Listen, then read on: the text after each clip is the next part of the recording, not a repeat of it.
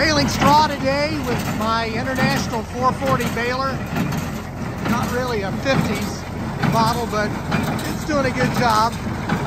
I have a Case 130 baler with a Wisconsin engine, but the engine's got a bad leak in the seal around the drive shaft, so I can't use it this year. Using my Farmall 450 with this and all International lineup.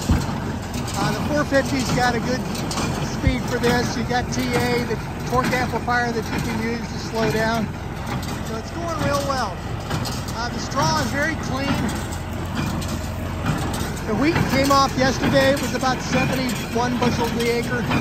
Gave my old 45 combine a real workout. But anyway, I hope you can hear this. I'm trying to speak as loud as I possibly can. Go back here and show you the hay crew.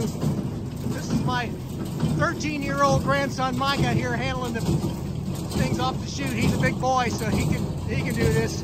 This is my son, who's an experienced hayman.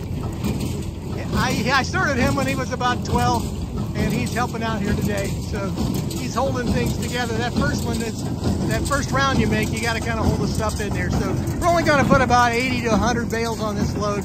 That's about all that I need. And so it's a pretty day here today. Walk you around the baler and get on there, and we'll get going. So again, hope to do about 100 bales. And I'll show you a little of the action. Thank you again for watching my videos, and God bless you.